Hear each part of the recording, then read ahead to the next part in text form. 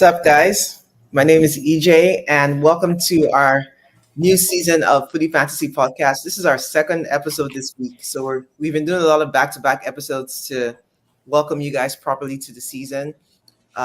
This is an all Arsenal crew. Stephen will join us later on today, but we'll get started. Say hi to the viewers, Henry Hi guys, thanks for having me back. I appreciate it. and Ray. Hi everyone, good to be back. Been back for the new season. Let's chat Arsenal. Yeah, we started out strong yesterday, so that was good. As strong as we could. Um, let's start with that game. Let's just jump right in. We'll start with our quick thoughts on Arsenal versus Wolves yesterday. Now, did you guys watch the match? Because I was in the airport, so I missed 90% of the match. But yes, The first game of the season. but I was like, I had to fly out, so Fair, I fair. watched the highlights. I couldn't watch the full game, but I did see the first goal. Yes. So I guess Ray, we'll start with you. What did you think about the game? Yeah, overall, I think the game kind of went as I expected it. Like, I think I heard a lot of Arsenal fans, I think, off the high of last season, they're like, oh, we're going to smash Wolves 4-0, 5-0. I'm like, okay, you guys clearly haven't been watching the Premier League for a while. The first game of the season, it's always a little tricky, especially when you have expectations now. So that adds a new factor to it, right? But for the most part, and then Wolves, they always just want to prove a point in most teams in the first game, and eventually things settle down and get into your groove.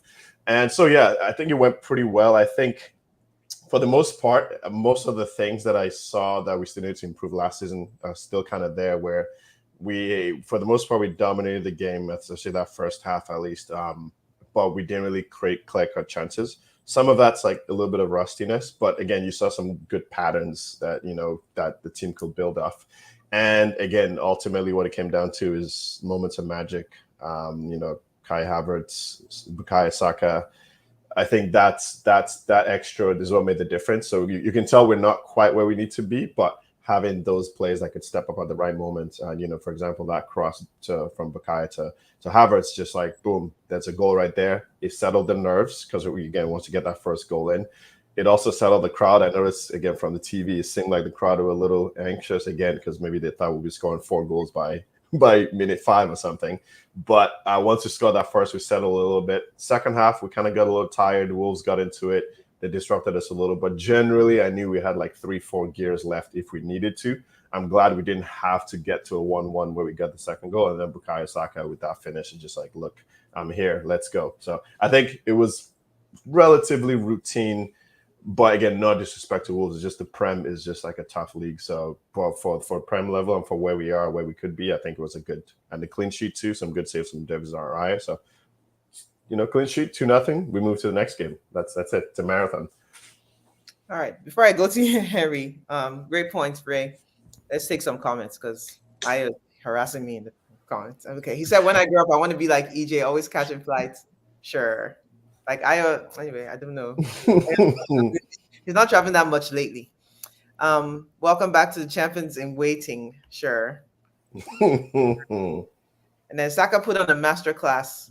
The Eba was extremely hot.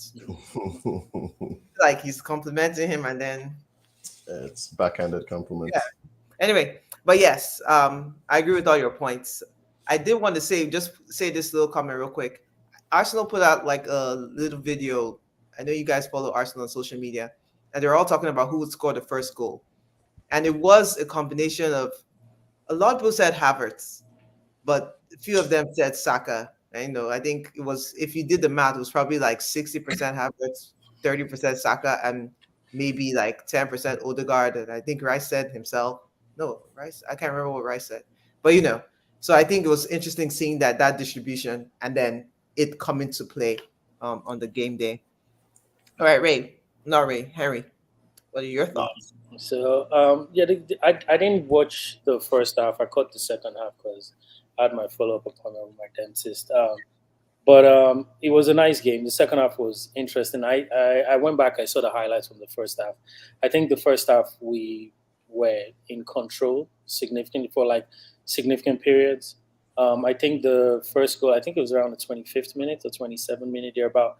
I think he, settled the fans down. Ray is correct. I think some of our fans were still a little bit on some oxytocin. We're going to be pumping in things. I'm like, guys, first of all, like it's the beginning of the season. A lot of our players are still rusty. Partey, for example, right? He lost some balls yesterday, and I'm like, bro, you can't this season. Let's clean this up. Saliba to some on some mistakes you're not used to seeing him make, where he lost the ball. I think once too, almost led to a goal. In the second half, I'm like, but I think it's just part of the early season rustiness. But second half, that goal Saka scored came in very, very handy. I think he came in at the perfect time, because you can even see the crowd were starting to sort of like get a little bit more antsy. But it was a clinical finish. He used the players as decoy too. It was a really nice goal. I just hope going forward we can continue to build on it. I think the key for us this season is remaining consistent. If we can go unbeaten this season, this would be a good season to go unbeaten. I know it's crazy. I'm saying in the Premier League, not any other league. Okay. But because the Liverpool I'm seeing, the Manchester City we're seeing, everybody's looking sharp. I think this season everybody's coming with at least the top four. The traditional teams are coming with everything they can. So again, the game was a really nice game. Routine victory, but it wasn't as easy. On the eyes, but that's what we're hoping we can continue to do this season. Continue to build that habit of winning games comfortably. The next thing again that I want to see is just us being able to put away games early, so that you can chill. Worry about the next game. Preserve some patience for next game. But I said some patience, some players for next game. So that's what I hope. But yeah, it was a good game. Very good. Yeah, based on the highlights I saw, I think I agree with you guys. It started out sharp. It reminded me of me watching the Euros and being, obviously I was supporting England, as you guys know, during the Euros, and it was just the hard team to watch, just disjointed. And then seeing Arsenal play fluid football again, I was like, okay, this is how people can play. And I was like, look at Saka enjoying himself before he was suffering in what do you call it, the England squad. And it was just again club football, which is just superior to what we were seeing in the summer, for the most part. But towards the end of the games, like you see, like Wolves started growing in chances at the end. Like when you watch the highlights, the way they showed it, and Raya did have to make some saves. He had to keep the team in, and he made some good ones. So, first game of the season, we just needed to start winning. We didn't want to start with a loss. I don't believe I've seen Arsenal start with a loss in a while. I don't believe I have. Maybe like during the COVID year where we lost the first 3 games, something like that. But other than that, no, we usually win our first game. So that was good. And yeah, I'm going to read this comment because I know haters will misunderstand everything. Not only unbeaten, unwritten, and call. But yeah, look, we have to do things. We know that we probably do have to go unbeaten if we're interested in winning this league. So I'm not mad at that comment. All right, we're gonna hop over to the next topic: highlights of last season. I think the other teams, we've been doing reviews for each major club that has fans. So we did United the first week, I believe, because they finished out of all the traditional top 6, they finished the lowest, so they had to go first. Then we went to, was it Chelsea next? And then after Chelsea, we did Liverpool yesterday, and we're doing us today. So more of them were talking about highlights and lowlights. And we all know what our lowlights are, or was. The lowlight was we didn't win the league when we were so close. Sure. So what are our highlights? What are the highlights of last season? And you can talk about the lowlights if you want. But Henry, we'll start with you this time. Yeah, for me, the highlights were obviously, making it to what do we make it to the quarterfinals? Yeah, quarterfinals of Champions League. I wish we could have done better, but it's our first year back, so the tight challenge to going right to the wire, or down to the wire, was a big highlight. I think the emergence of Saliba and Gabriel's partnership the season prior, we kind of built the staple around them, but I think last season, finally, people were like, okay, this defense is something to, a force to reckon with. And then just I think we didn't do the low light for me is like some of the cup runs that we didn't do great in. But the biggest thing for me again is like the defensive record. Our defensive record last year was good, and then the set pieces. I just hope we can build on that going forward this next year. Okay, great. Hi, Steven. Hello, folks. Sorry I'm late. Hi, no problem.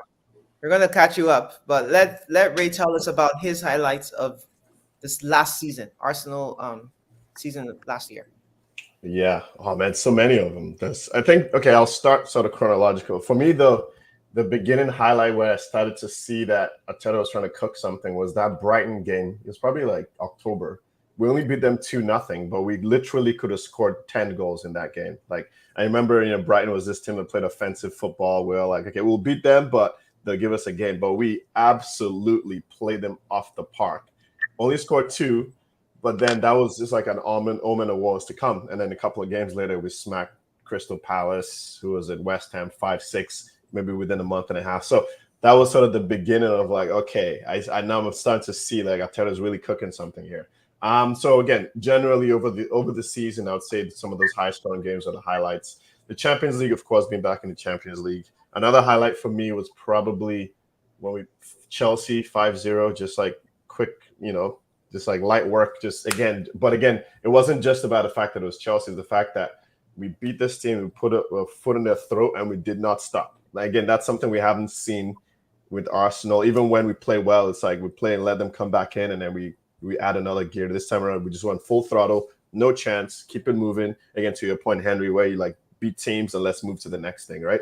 So those are sort of highlights over the end. And again, obviously, it's unfortunate that we didn't get to the end of the cross, but just being in the place where we could have won the league on the last game of the season, in a weird way, that was a highlight and a low at the same time. Because man, imagine that happened. Because I was actually in London that weekend as well. That would have been like a crazy thing. But even just being around that, so I think overall those are the highlights. Some of the lows, it's just the fact that Fulham and Aston Villa, between those two teams, we couldn't get one win. Just that I think that. So probably the Aston Villa one, in the context of the timeline and chronology of was in April, we lost 2-0 to them. That's probably because the rest you can say we're still building momentum, but we were kind of in a groove at that point, that Aston Villa one. So that's probably the low point of the season for me. The cups, they were annoying, but again, we kind of were more focused on the league, so I could contextualize why we didn't do so well last season. So yeah, I'll say Aston Villa is probably the low point for me. That 2-0 was just it was so deflationary. But yeah, other than that, it's a good season, and I don't know, we go again. Yeah. All right, Steven. What can you tell us about your thoughts on the highlights of last season and low lights? Yeah, no, I think Ray summed it up. I think for me, the highlight of the biggest thing about the season, not necessarily a highlight, more about just being fair again. So obviously, as an Arsenal fan, I'm old enough, been around to see us when we were a faired team, and you could feel just from the way people were talking about us and the way that teams were trying to play against us, like they actually feared Arsenal again. And it just kind of, the second season, like the first season could always be an accident, but now it felt like an evolution, like a kick on, and people actually fearing playing Arsenal again, and I think that was a big thing for me. And then in terms of the highlights, I think Ray hit on most of them. I think the main one though is just in those big games, like I said, being that element of beating United home and away and beating Liverpool at home and not losing to, like, we didn't lose to any of the top sides last season. And I think that's an element of improvement for this team, is that they don't fear anyone anymore. They don't have to fear anyone anymore. So I think that was the biggest thing for me from the season, like the performances and the big results and the goals, everything. But I think just the evolution of this side, like the first year when we competed for the title, people were like, oh, you're not going to be able to do that again. It was your biggest chance. It was your only chance. You needed to do it now. and then okay, you go and you put more points on the table, you score more goals, you have a better defense, and then you go again. Right? So again, I think people are genuinely fearful, and I like that element of having a team or supporting a team that people are genuinely fearful of again. Oh yeah, yeah. You guys have hit all the nails on the head. Definitely the Chelsea game for me. That was a major highlight, just because I think I said it before when it happened. Havertz scoring, either he scored 2 goals or he scored a hat trick. I believe it was probably just 2 goals, and then Ben White may have scored a couple goals too. I just thought like that the whole thing was just murder. And That's what I mean. It's to your point. It's like we beat teams when they deserve to be beaten. It's not okay. You play them and then Aston Villa deserved to beat us twice last season. right. Like we didn't deserve to win those 2 games and we lost them, right? So that's the difference with this team. Is like when we play teams now and we're okay, we're gonna win. 9 times out of 10, we're gonna win. Yep. And so yeah, I mean it was just a solid season. So we can't really. I mean we can complain about a few things if we want to, but like again, the number of goals we scored, never done before. Just even the way we were scoring goals, like without even like you would say the most obvious striker. Like there was not an obvious striker on the pitch half the time. So yeah, great season. And I'm going to take this comment. Ayo says Arsenal is going to win the league, and I am not trolling. EJ can testify to it, and I can because he doesn't troll when he says. He usually always says City will win. He doesn't stand beside any other team apart from City. So this is a big take from Ayo, and if he's putting. I don't know. If he's putting this on the line, then the oracle has spoken. Who are we to say no? Kind of an oracle. Hey. Yeah, Hey, I'm so fine maybe with that. we will. Let's move on though. We'll talk about our thoughts on the new additions. How many? We only had one so far, and exits, and also we only had one exit. So no, we've had more than one exit. Are we talking about children? Like like no, we've had more than one exit. Who else left apart from what's his name? ESR. Tavares is gone. He's gone for a good. Like it's not a loan. Well, it's a loan with a mandatory option to buy. Like I forgot about. He's not gone. I forgot everyone who was already on loan. I forgot about them. So damn. I guess it's probably closer to 2 people or 4 people because what's his name is gone as well. Beerus is gone for money. Tavares is gone. Yeah. Cedric has been cut loose. Lakonga. Okay. El Neni's been cut loose. He has? Yeah. His contract was up. Yeah. Okay, I did not know. It's about time. Okay, yeah. Exactly. So 5 people are gone, let's say. It sounds like about 5 people. I think the total is, and then I think it's 7 outgoings in total. Oh dear. Okay. So now we have, I feel like it's not like an obvious clearing of house, but sure, 7 people are gone and 1 person is in. Do we have more than 1 person in? No, just one. Calafiore. Calafiore. All right. So what I'm basically asking about the transfer season. Except you want to count Raya. We're not counting him. We're not doing that. So Raya's official. We did buy Raya officially. Yeah, officially. So Raya's now with us, and we bought Calafiore and sold these other people. All right. So tell me, Steven, let's start with you. What did you think about our transfer windows so far? No, I think people are getting like really hung up on the fact that we have to go and do things to improve. And I'm not saying that we don't. We need improvement, 100%. Like every squad can improve. I think the main thing though is we're not starting from zero. Like everybody's talking about, oh, we need to go and spend. Like if it's a 7 or 8 million euro or pound difference between us and getting Marino, and the club is basically negotiating, it's because we're starting the season with a midfield of Partey, Rice, and Odegaard. Like we're not in any rush, and the guy's contract's running out. So why are we going to go and overspend and then give ourselves a hard time if we're trying to do anything else in the background when we don't have to? I think that's the difference. We're not desperate. You see what I mean? So I understand everybody like pushing the club to go and spend money and to sign players. We already have an attack that broke every record in the team's history last season. So you're starting the season with those guys. Yes, we need to improve the squad, and the club knows that they need to improve the squad because I think Ray touched on it. I'm not even looking at the Aston Villa game towards the end of last season and said that's where we lost the title. We lost the league in December. And the reason we lost the league in December was that back-to-back game against West Ham and Fulham, and it's because we didn't have a squad. Like the guys were dead. Like those two games at that point, like the guys were dead, and we just couldn't cope with those fixtures back to back in December. Whereas now you look at the squad and you have Timber, you have Calafiori, you've got Partey fit for however long he does stay fit, Jorginho.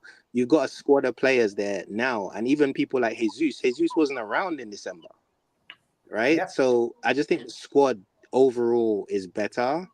I think Calafiori helps because now we're not in a situation where if Saliba or Gabriel was to go down, we're looking at scratching our head about what do we do in defense, because Timber can go centre back, White can go centre back, Calafiori can go centre back. We still have Kiwior, who we haven't let go yet. People just think has disappeared. So I think they're doing a really good job of improving the squad. I definitely think we need. I would buy 2 midfielders. I said this to Ray multiple times in the group chat. I think the midfield, that central midfield in particular, is our weakness for me, not necessarily even up front. I don't think we have enough creativity if Odegaard goes missing in that midfield. And that's why I like the signing of Marino, because he's a bit of a Swiss Army knife. But I would still like one more. And if one more could come in and that means Vieira goes on loan or we do something else, fine. But I think we need to be that ruthless to kind of really push on with City. And then for the striker, I just don't think the market is there. Like there's 2 strikers that I was looking at, and I said it early on. It was Sesko for 40 million. That made sense to me. I think if you can get a Gyökeres or a Tony for 30, 40 million, that makes sense to me. But when they're talking 80 million and 90 million for these guys, I don't think that's a market we need to go into. I'd much rather us, and again, Williams for 40 million, Sesko for 40 million, those 2 transfers, Arsenal get those 2 transfers done, we're not even having this conversation. But we're talking 90 million for one striker that no one is sure about in the Prem. Like, that's where I get nervous. But I think the team, they know what they're doing. I trust them. I don't think we're desperate, which is why they're kind of just waiting. If we had any injuries in preseason, I think we would have moved faster. But given the state of the squad, you look at the bench, right? Yesterday, you got Timber, Calafiori, Jesus, Vieira. Like, the squad is a lot better than it was a year ago, and we've only signed 1 player.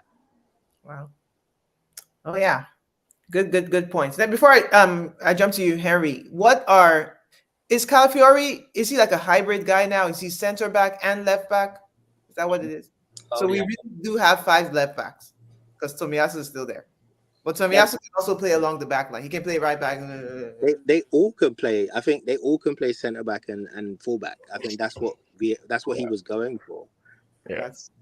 He started doing this about 2-3 seasons ago, where he would get like hybrid players that can play like multiple roles. That's one of the things I actually like about him. So I think you can correct me if I'm wrong.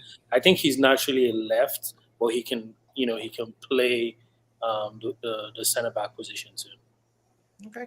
Yeah, he started at left back, and then they moved him to centre back when he went to Switzerland, and then when he was in Italy last season for Bologna, he played centre back. So he started his career as a left back. So that's kind of why I think he makes sense in the system, because again, he's younger than Gabriel. So again, if he develops and he ends up going into centre back, like we talk like these guys are going to be around for 6, 7, 8 years sometimes. So it's a player that can move around in the back line, so he can start his career at left back potentially more. I think in some of these games where Zinchenko gets exposed late in games, etc., you saw it yesterday. For example, he brought on Timber. I think he's going to be able to do that with Calafiori and Timber, and they offer something very different than what we have out there right now. All right, Henry, what are your thoughts? Yeah, I mean, I agree with Brambo. It's pretty much greenlighting what he said. I think I still think we need a striker. The problem is that I don't know who it is we can get. That's really the problem. If there was someone we could get, I think we need a striker, and that's not to say what we have is not good enough.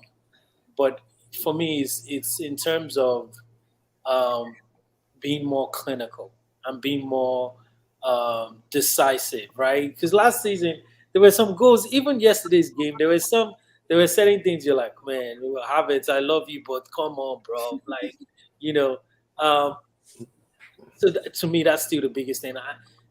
I'm not scared about defense anymore. Even the 4 position, we have at least 2 players that can deputize in that position. I think for like a good 5, 8 years, Arsenal struggled to fill that role. Yeah. So I'm not worried about that role ever again. There are only 2 more positions that I have problems with. But I think I understand what Arteta might be thinking. I think he plans to use some of the wingers to sometimes elevate the workload of Saka. I don't know if that's going to work. I wish he had gotten someone, but then again, that might be an overkill just to help with Saka. For 2 things: one, push him to remain consistent, and also give him breaks when he needs breaks. Yes, last year I felt we were too dependent on Saka, and I might be right or wrong, but I personally felt we were too dependent on Saka. But he rose up to the occasion, and things panned out well. The other person that I'm scared of again is we really don't have anyone that can fit in if anything happens to Odegaard, right? We still don't have that one player that can unlock things, right? Every now and then, like, it's that control and that assurance that Odegaard gives you, like, even in tight places, tight spaces, he can create something out of nothing. But other than that, who's this? Sorry. Other than that, I really think we're fine. It's a team for the future. We're still reasonably young. We're leaner now. And again, maybe getting Marino would help, just for backup, because I think what he did for Spain. I think if he can sort of like replicate that form for Arsenal when needed, I think he'll be excellent. But I'm just hoping again what we need. There's nobody in the market that fits the criteria of that good striker at an affordable rate. So that's the problem. Okay. Before I let Ray But- go, go ahead. Sorry, Steven. go. I was going to ask a question. Like for us, right? Like I said this to Ray as well, and we had multiple talks about it. I think in the summer, like we gotta get out of the mindset of first and second 11. Like Marino's not coming as a backup. Like Marino could replace Partey in the starting 11, and Partey becomes a squad player. Like if we get another attacker, if Nketiah goes and we get a player that's better than him that could go into the starting 11, it might make Martinelli or Havertz a squad player. Like we get too attached to players in our system. I was watching Man City today. Look who's on the bench. They paid 100 million for Grealish, and he's warming up. He's a sideman for them, right? Like Savio's in the team, Doku's in the team. So I think for us, we're at that stage now where it's market specific options. Like if Marino comes in and Marino can technically do what Arteta wants, because Partey had a decent game yesterday, but his legs, like he can't go 90 minutes and we can't trust him. Like second half, the amount of passes he was giving away, and I was like, what are you doing? I said it. That's where Marino comes in. Like Marino comes into that midfield. He's younger than Partey. He's 20 years old. He gets this 28 years old. He gets the system. He might make Partey a squad player for a year. And then Partey and Jorginho at the end of the season, both of their contracts are up. So we're all talking like, okay, their contracts are up. We let them go. And then we go in the market and we buy again. Then Marino becomes a squad player. Like that's how we have to move. Like none of these big teams operate with this first 11 and second 11 mentality. And at Arsenal, we've always been, this is our first 11. This person is going to be a problem because they're going to replace this person. We can't think like that. Like Odegaard right now, I said it as well. That's why I think we need 2 midfielders. But I think Arteta's looking. If someone comes and takes Vieira, I bet you money we go in the market and buy another midfielder, and then Nwaneri becomes the third option. That's why he sold Smith Rowe, because of Nwaneri. I was gonna ask, like, isn't Nwaneri Odegaard's natural replacement? He's the third option. And plus, let me correct that in what I meant. I'm not. Remember, it's the same thing I said. Remember, I said about Saka that if we can get a player that would push him, right? So it's a two-way street. Either I'm stealing your jersey because I'm balling out of control, or I bring out the best in you. Or but that's what I think they were trying to do. And the person they wanted was Williams. If they got Nico Williams and they put him with what we had already, everybody in that team is looking over their shoulder, and for 45 million, you straight away do that. Now we're saying, oh, we should go and get Neto for 60 million. Are you kidding me? Like, he's not better than what we have. Yeah. Like, he's a good player, but he's not better. Like, we need better than what we have. Like, if you get better than what we have, I'm guaranteeing you they go and they do it. Yeah, I just want players, because again, I don't know if you remember about 2-3 seasons ago where we will have these marquee injuries and literally our season will tank. Do you understand? So that's the context in which I was making that point. Because again, I feel like we've now gotten past that stage, especially especially with the defense. And I'm even shocked that I'm saying this. I'm actually not worried about Arsenal's defense again. But, and I don't think I but will what be I'm saying worried. is, I think midfield is where we have that risk. Like, Yeah, if anything happens to Odegaard and Rice, in midfield, we have Jorginho, Vieira. Like, the squad depth in midfield is the bigger problem. it's Up thin. front, It's thin. in front, we have Trossard, we got Martinelli, we got Jesus, we got Havertz, you got Nwanieri who can play wide, Vieira can play wide. He's got options. We might not believe that these players are ready. That's a different conversation. But I think up front, if we need one of those players to get plugged, we've got enough players up front to be able to put in a position to get us through a few games. The challenge in midfield, if anything happens to Rice or Odegaard, I don't see it. Like, I don't trust Vieira. I don't think it's fair to put Nwanieri already as the heir apparent to Odegaard. And then I just don't see, we never found a replacement for Xhaka anyway, which is why I'm saying I think we need 2 players in midfield. Fair All point. right. Yeah. Great. No, that's like a lot of thoughts I have there. Yeah, actually, so this morning, again, I don't know if you believe the rumors or not. Apparently, Fabio Vieira, there's like a loan offer. I don't remember what team it was, but I just heard that right before this podcast. So maybe there is something to your point there where there's another player coming there, because Merino, we all anticipate that would get sorted out. So that's very interesting. I think I've kind of gone back and forth all summer with conversation with Steve and different people over this summer as to like, okay, how does Arsenal improve in attacking? And I think generally the key is, as I say, the Premier League has there's a lot of talent in the Premier League, but the edge that Arsenal has a little bit is that structure we already have. Sorry, my coffee is the structure we have already, right? So it makes a big difference for us to, the most important, like 90% of the games, be able to control. That's the most important, as opposed to getting like a superstar player to like, okay, yes, he'll finish, but then 80% of the games is more of a transition game. That's not the way we want to play. So I as much as like I've had to wrap my head around it, I'm like, you know what?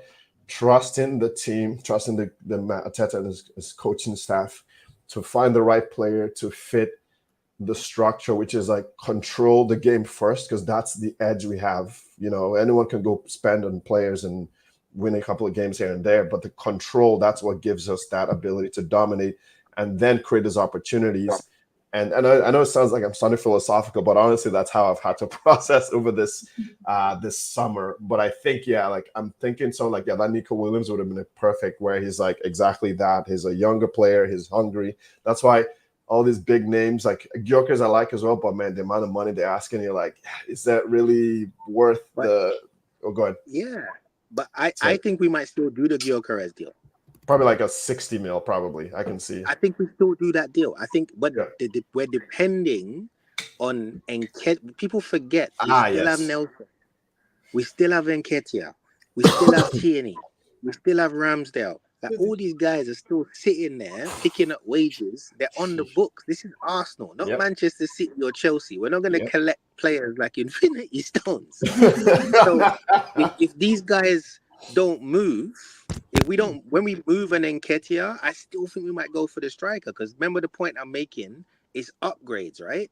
So if you bring in a Gyökeres, or even if, heaven forbid, Napoli get really desperate and Osimhen goes on loan somewhere, right? I think we might enter that market, because it depends on if Nelson and Nketiah go, because if them two go and you've got the money from those two transfers, you're talking like 40-50 million from those two, right? And then on top of that, the point you were making, Henry, about who covers for Saka, Jesus can play out wide.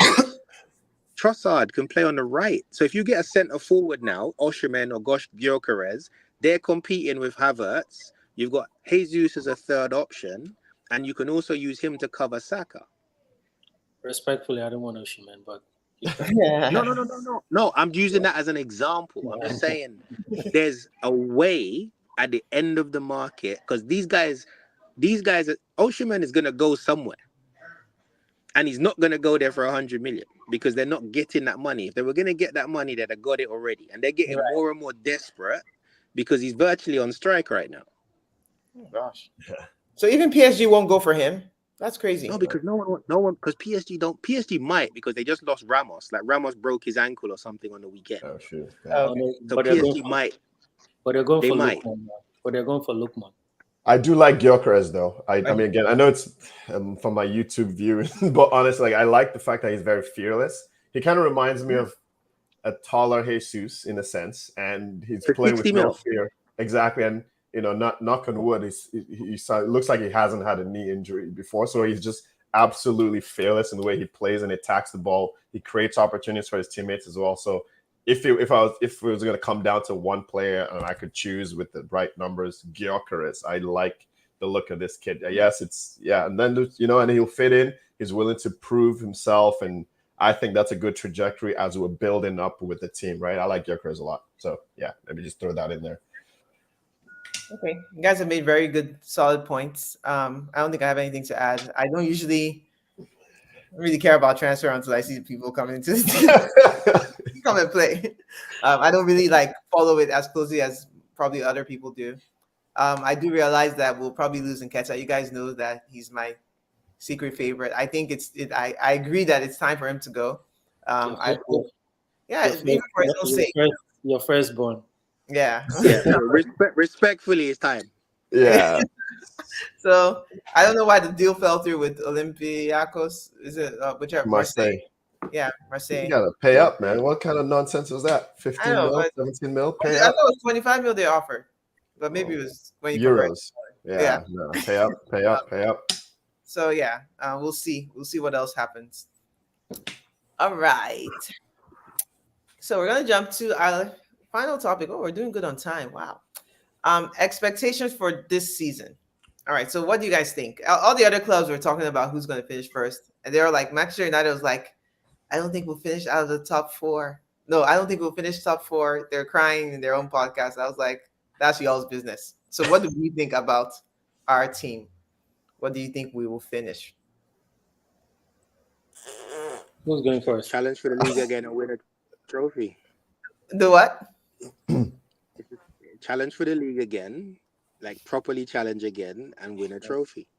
It's that simple. Like that's gotta be the thing. Because again, do I want us and believe that we should be winning the league?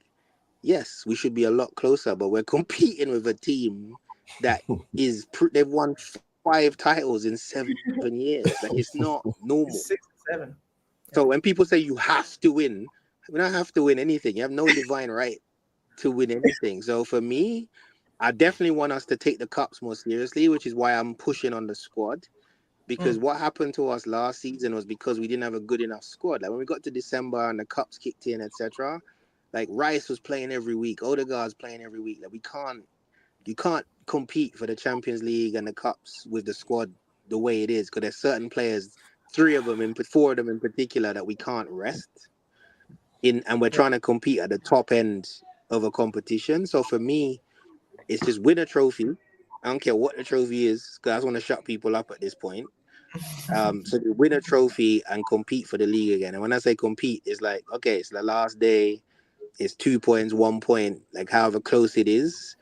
That's got to be what we push for. Yes. All right. Ray, we'll go to you next. Yeah. I'm kind of I'm there, but in terms of what I expect or what I want, those are 2 different. Obviously, we all want to win the league. I think I expect us nothing lower than second. I would be very disappointed if another team, say Liverpool or whoever, gets ahead of us, and so if we push City again like we did last 2 seasons, that's almost like bare minimum for me, right? Based on where we are. So that's that. But I think if we can go and get like a Gyökeres and maybe get those, or if we get those 3, then my expectations will be a lot higher in that regard. But if we don't get him, we say we get Marino and say Eddie stays here, and we kind of, nothing against Eddie, but if we kind of keep the same squad attacking wise, then I can probably see us just about competing and ended up in second, but still pushing them again though. But and then the cups, I do agree we need to take it seriously. FA Cup or League Cup, I think League Cup you can get that in, just get the luck of the draw and just get some good results, and by February you have a cup already. Champions League's gonna be interesting. There's like 2 more games in the group stage now, so there's a lot of games there. So that one's gonna be tricky. It's gonna be, that's again, you need a squad for just the amount of games there, so that would be a good one. But the thing with the Champions League is that even though we have the 2 more games, it's virtually, and I'm gonna knock on wood as I say it, is virtually impossible to get knocked out of the Champions League now. Really? Yeah. So, more about these Because basically the top 8 teams The league format. go through automatically, and then the 9 next to 16, whatever. Oh, 16, go no. head to head. Like, it's virtually impossible. Like, Wow. unless Right. you mess around. Yeah. Like, so I think there's a lot more games, but I think if you look at it, again, you just want to make sure that you're in that top 8 so you don't have to play the extra knockout games at the end of the season. Okay. But the format is just designed for you to, like, the top teams are going to be protected. Yeah, I think so. But yeah, no, yeah. So I think that again, I want to do better than quarterfinals, though. I think, based on that, because again, even last season it was the first time back. You can argue, but I mean, I think we could have. I think it was a little bit of nerves the way we handled that Bayern Munich game. We could have played. That was one of the worst games we had played within that sort of frame of games. So I think we could improve on that, just even with the same squad. So yeah, I think I would say get to semis or something, but FA Cup or a League Cup, get one of those and push City.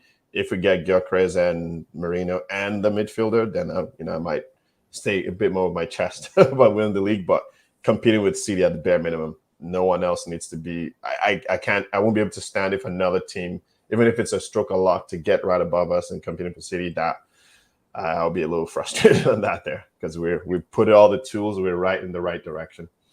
Okay. Just waiting for Pep to retire. He's leaving next year, so there we go. After the season, he'll be out. Harry, You guys are being all nice and humble. Me, I don't intend to just say it. Me? I got that out. No. I want us to win this year. I know it's crazy. I know it's difficult. I want us to win the league this year, right? Worst case scenario, I agree with Ray, a close second. That's what I want this season. As for the league, chewing gum cups, maybe we should get one chewing gum cup just for garnishing, right? Champions League, at the very least, I think we should get to the semis. Okay. I know it's a new format and everything, but because I think we have they now have 2 solid years of experience together. Okay, you understand what I mean? Like we've built, they've gone through the way I see it is like these players have gone to war together twice now, yes. Right? They've been exposed to different scenarios. Now, in terms of injury, the only thing that can, derail this stuff, right, in my own opinion, is probably injuries, which is part of the game.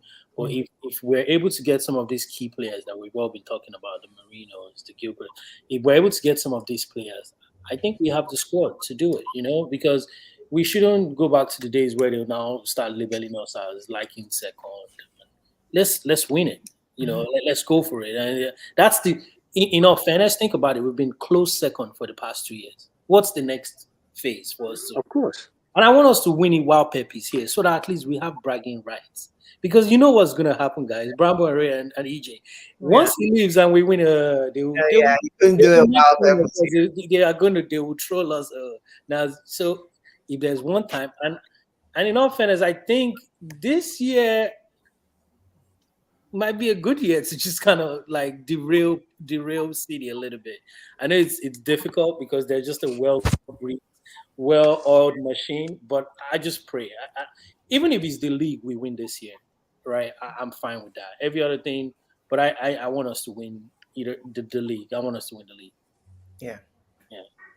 What was I going to say? What do we think about Liverpool? I saw them the other day. It was yesterday. even though it was just one game. Looking nice. For the some of us were on this podcast when we talked about the new coach, and I didn't know anything about him, so I didn't know what to expect. But so far, I feel like he's even more like he's more a team player, a good man manager. He's probably better than Klopp, maybe not, but like he's a good man manager and all of that. And they're playing like they've not missed a beat. So do we think that they are contenders for number 2? That The, top. the squad isn't balanced. Like again, it's the same thing I'm saying. Like if they need a 6, which is why they've been having all the crying about Zubimendi because they needed that position filled. And they're basically if you take situational circumstances happen at Liverpool. If Virgil goes down, which is prone to happen now because he's over 31, then you got Kwanzaa and Konate. How far does that take you? Yeah. That's the Liverpool. Liverpool are a good side. I don't think there's any question they're going to be one of the top sides in the league. But I think that their squad, that's why everybody on the Liverpool side is kind of questioning why they haven't done any business because it's a couple of players short for the amount of competitions that they're going to be in, the same as us, the same as City, to compete. Like you saw it last season, like towards the end of the season when they were bringing in Bradley and again, they got good young players. It's not a problem with that. But when you're trying to compete with Man City, like it's a different conversation. It's not fun and games. You can't put in the one piece is enough for them to take you out.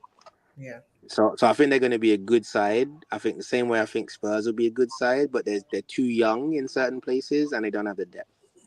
Okay. So top 2 and or win the league. I think we're all on the same page. We want to win the league. I'm not hearing anyone say we don't want to win the league. So, but I think Henry, you're just being more emphatic as far as like saying that we should win. If we need to go unbeaten, we Yeah, should go unbeaten. go unbeaten. Yeah, I'm saying it with my chest too. It's like I believe we can win the league. Oh yeah. I just know that it's not a case of you because even the Champions League where you're saying, oh, we should get to the semi-final. One, you can play Man City or Real Madrid in the quarterfinals of the Champions League and you're home before bedtime. It's easy. That's the Champions League. So the Champions League is not. The Champions League is the Champions League. The only 2 teams that if we don't draw them, and we said it last year, like when we got Bayern in the Champions League, it was like, oh, Bayern aren't Bayern. They still had enough experience, know-how to get us out the competition.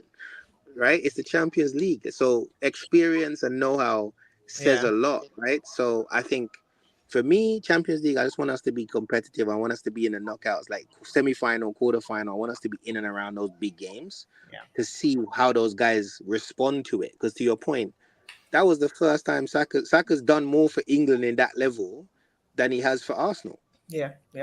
Like the guys haven't played for us in these big semi-finals and finals. They haven't done it.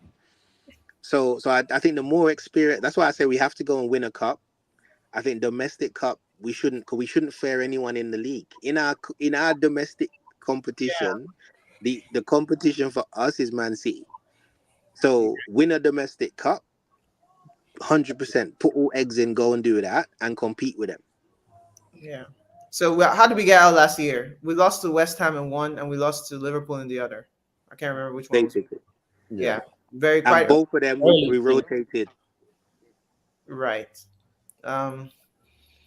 Okay. Yeah. I think I want us to, if we get to Champions League and meet Bayern again, I want us to beat them. So that's my expectation. Like I've seen enough losses to Bayern over the last decade, or I guess it's 15 years because we were out for 7 years. Over like a long period of time. I said it before, but I just think us Arsenal fans, we have to deal with that. We have to look at our team in a different way. Like I don't think we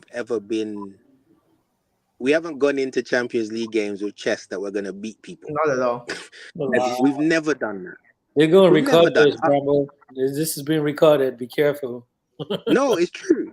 It's true. Like I think back to the only time I can remember Arsenal side that went into Champions League games and I was like, okay, we should win every game we play here is the Invincible team. And even that team lost to Chelsea in a crazy way in a competition. Right? So the Champions League is the Champions League. These teams will pick you off. Yeah. So it's a cup competition, but it's an elite cup competition. And I just think for me, competing in the Champions League is one thing. Domestically, The only team I look around and I go, okay, I still think head to head they can hold us is City. Yes, Everybody else, I think if we turn up and we play at 95%, we can win the game. exactly. Yeah. So yeah, let's see. We have a good chance. I like that we play Aston Villa early, and I want to like seriously. I'm not even interested in anything other than anyway. Let me stop talking because I said this when we played them the No, second say it round. now. These are different more seasons. urgent. Say it. Express yourself. Yeah. I was like, you guys should have been more urgent. Like you guys saw the way you lost in December. Did you think? I think they thought it was a fluke and didn't, turn up for the second game or whatever they didn't do. They're an awkward side. Like, Very. you know, if they fights, like matchups make fights, like they're an awkward side for us because they play on the counter attack and we just want to dominate the ball. So you give them chances, and with Watkins up front, they are ruthless. And again, the more tired we get in games, is the more chances they created against us. Oof. Which is why I think if you look at what he's done, okay, we'll get tired in the game and Zinchenko's getting done or whatever. Okay, Timber, Calafiori, Tomiyasu. He could keep throwing defenders on if he wants to and stop attacks, but he couldn't do that last year. Like like when he had to take off Timber, Zinchenko, bring on Kiwior, that wasn't making me feel good. No. Like, and he was doing that against Villa last year. You can't. I don't feel that now. Okay, you're playing with your two wingers. It's Timber and White. Do your worst. Yep. Yeah. Yeah. All right. So I think what I understand is that we're winning the league, and yes, good for us. So this has been a good session. I think we have come to the end. Good timing for us. Yes. So thank you guys for joining us. Thank you, the viewers, for coming along with us in our first discussion about Arsenal this season. Let's see what goes on. Let's keep watching. And thank you, guys. Yeah. Thank you. See you Bye, next It was time. a pleasure. All right. Cheers. See you guys. Take care. Bye.